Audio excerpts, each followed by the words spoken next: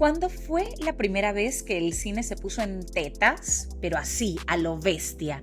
Vampiros lesbos, El escuadrón de las muñecas, La loba del SS. ¿A qué le suenan estos títulos? Quizás película triple X. Bueno, casi. Escuchen esto.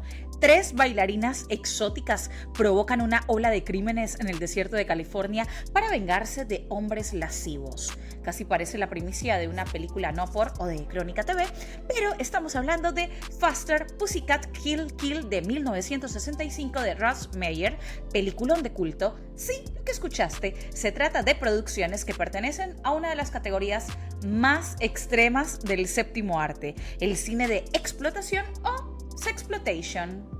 Un tipo de cine que trata temas como la violencia, el erotismo, el sexo, el asesinato, las drogas y todo tipo de elementos bizarros y oscuros en un solo film, especialmente tetas, muchas tetas, damas y caballeros. Hoy vamos a recorrer los inicios de este interesante subgénero, cómo surgió, cuáles fueron sus obstáculos y cómo fue evolucionando de la manera más bizarra posible. Soy Diana Martínez y esto es Nalga y Cultura, tu dosis de sabiduría sensual. Una definición sencilla del subgénero exploitation podría ser la siguiente: películas baratas que justamente explotan temas escabrosos y bizarros, pero también la violencia extrema y gratuita, el erotismo, el sexo explícito, el humor negro y el consumo de drogas. Son consideradas películas de serie B, o sea, de bajo presupuesto, que tratan de obtener ganancias económicas a través de sus temáticas provocativas y morbosas, más que por su calidad estética o argumental. Con el correr de los años, este subgénero bizarro se ha ganado un lugar privilegiado en el cine de culto, pero no siempre fue así. El cine de explotación puede dividirse en 3 etapas históricas bien diferenciadas. La primera surge a principios de los años 30, impulsada por la recuperación económica posterior a la crisis de 1929.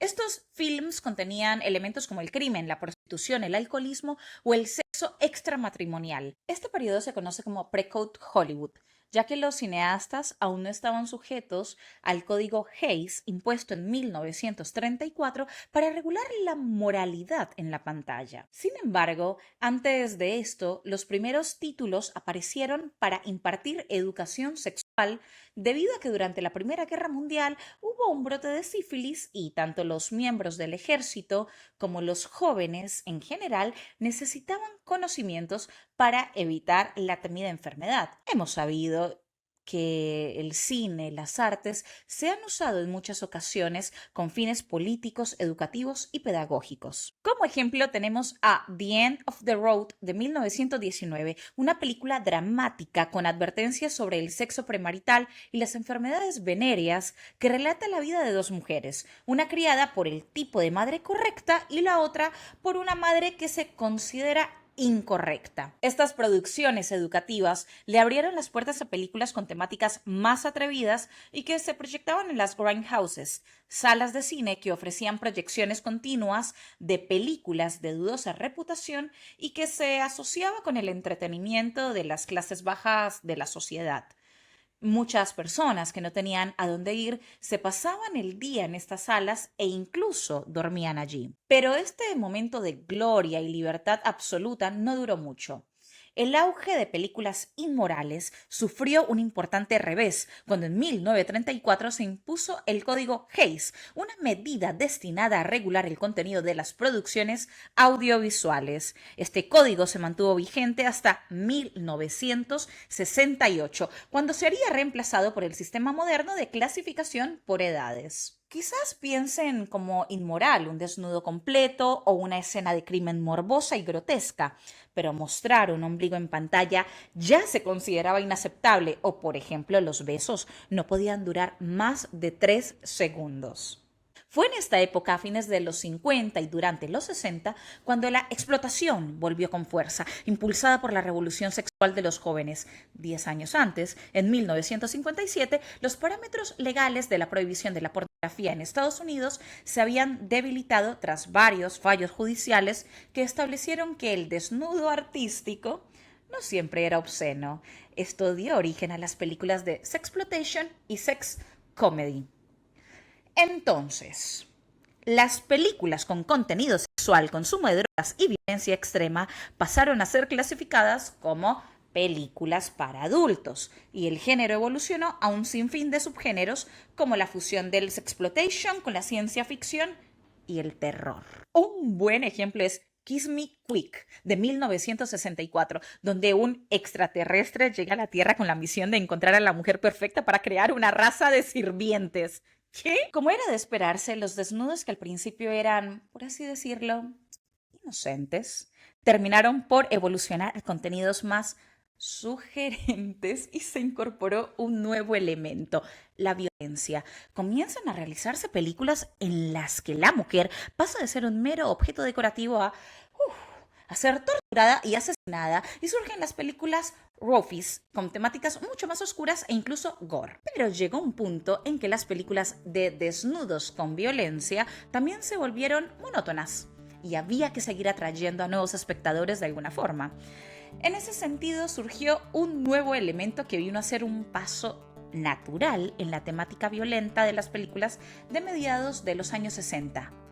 La sangre. Con las películas a todo color, el rojo intenso de la sangre se convirtió en un elemento de una fuerza visual y sumamente impactante para los espectadores que nunca habían visto algo así. Para ese entonces, la sociedad americana estaba viviendo los estragos de la guerra de Vietnam y el crimen de la familia Manson, sucedido el 9 de agosto de 1969 contra Sharon Tate, actriz y esposa de Roman Polanski, y otras 4 personas en su casa de Bel Air. El interés mediático por los asesinos seriales creció y el cine de explotación encontró un espacio para volver a escandalizar y aterrar a sus seguidores. En 1972 se estrenó un título que creó auténtico pánico entre el público. Se trata de Last House on the Left, o La última casa a la izquierda, que relata cómo 2 adolescentes que quieren celebrar su cumpleaños asistiendo a un concierto son raptadas por 3 maníacos. Otro título es I Spit on Your Grave, en español llamada La violencia del sexo, de 1978, una película sobre una escritora que viaja al campo en busca de tranquilidad y se encuentra con 4 hombres que abusan de ella y la dejan casi muerta. A partir de entonces, en su cabeza solo existiría una meta, la venganza. La película fue censurada en varios países, entre ellos Reino Unido, Noruega, Islandia, Irlanda y Canadá, por su extrema violencia.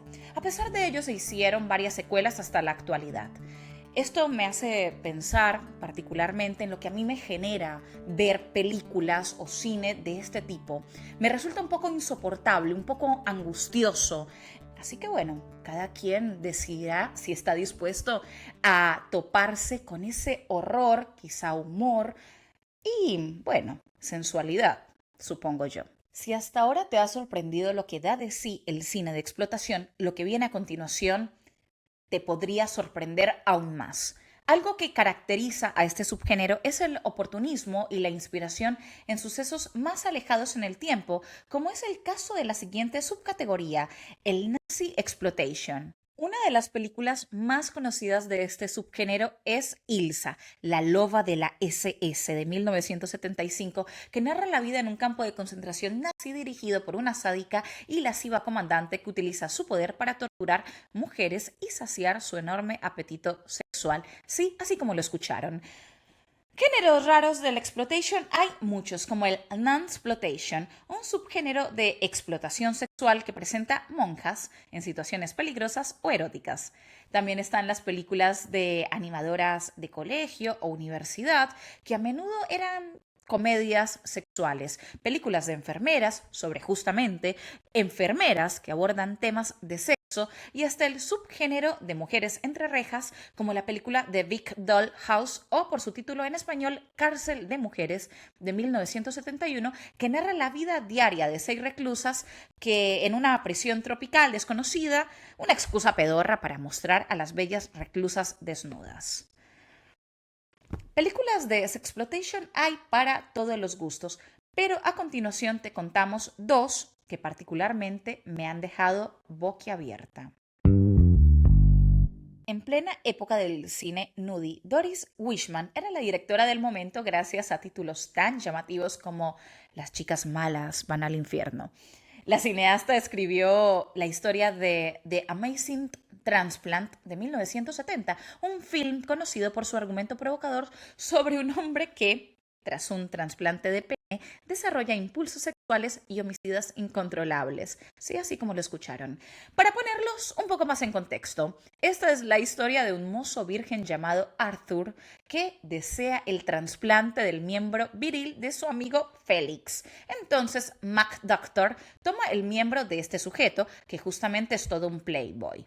Lo que el mozo no sabe es que heredará y de forma más violenta las características sexuales del semental. Arthur comete el primer asesinato de su exnovia, pero se irán sumando más y más. Parece que el tímido Arthur no era tan tímido y estalla en un frenesí carnal. Ahora el mozo virgen es un psicópata con una erección que no solo le proporcionó la sensualidad que ansiaba, sino que también despertó el fetiche particular de Félix. Cada vez que veía a una chica con pendientes de oro, se calentaba un montón.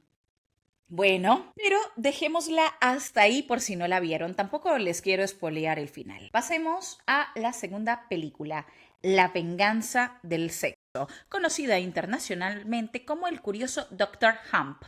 Muchos consideran esta joya como un auténtico rito de iniciación dentro del sexploitation argentino. Esta joyita rarísima va de un médico totalmente desquiciado que está convencido de que la energía sexual es la clave de la vida eterna. Pulsión de vida.